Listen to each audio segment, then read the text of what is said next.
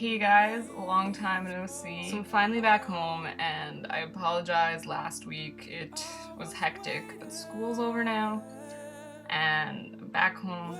The theme for this week is internalized homophobia. I've sort of stopped caring for the term homophobic because it's invalidating to actual phobias for one. And if you're homophobic, it's not a real phobia, it's judgment and lack of understanding, hatred even, but it's not a phobia. I sort of stopped using homophobic as much. The word that I see more fitting is heterosexist. Pull out a zine of mine here and get a definition. Heterosexism.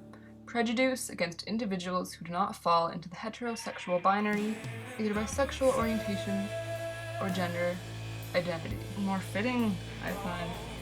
It's the assumption that everyone is straight, that is the normal, everyone else is an other.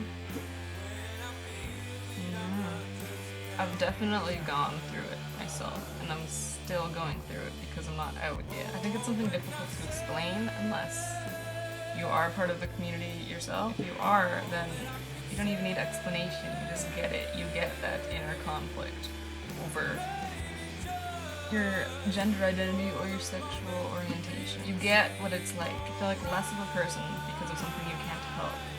You feel sick, you feel like there's something wrong with you, like you're abnormal, because that's what heterosexism is. It's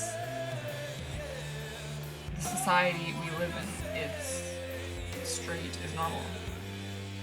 The term normal itself is bad enough because it implies anything that isn't this normal is wrong. It's not. We all know it's not. Sometimes we forget, sometimes we find it hard to believe. We believe there is something wrong with us because that is what everyone tells us. Colors are changing. Anywho, last year was the worst for me because last summer, really, when I first started to challenge what I thought I knew about my sexuality. It was really hard for me too, because I live in a small town, and any out people of the LGBTQIA queer community that I knew of, I just sort of like knew them in passing and had graduated, and like I don't know of any adults in this town or anything. There's no youth centers or resource centers or anything for anybody in the queer community. This leaves me in a tough spot because I'm in a small, close-minded, isolated town. And then I realized because of this one aspect of my being, of who I am, I'm suddenly very different from everyone, and I have no one to go to, and I still have no one to go to because I live in this town still. That made it really hard. I had a lot of really, really depressed days. I was crying and I was beating myself up, and I felt like I wasn't right. That is one of the reasons why I started this collab, because the internet has been so much to me. There's Tumblr and there's YouTube, and you can find community where you don't have it in real life. I haven't really addressed the internalized homophobia thing. It's not like I was uncomfortable with it or anything like that. When it became an issue for me, I realized this is not the normal. This is going to make things so much harder when I start dealing with it, and I have been dealing with it since, and I'm going to be for the rest of my life. When you accept yourself, then you have the strength to tackle all the other challenges that are going to come your way in life about your sexuality or your gender identity. For me, it wasn't so much a self-loathing because of my sexuality.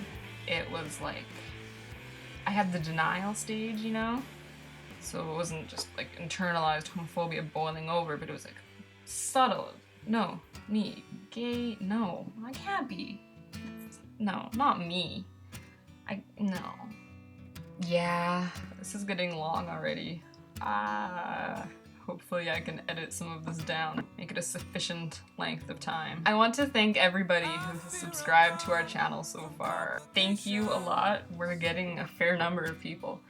I know you're watching it because our videos are getting views. Nobody's commenting. I don't want to be one of those people.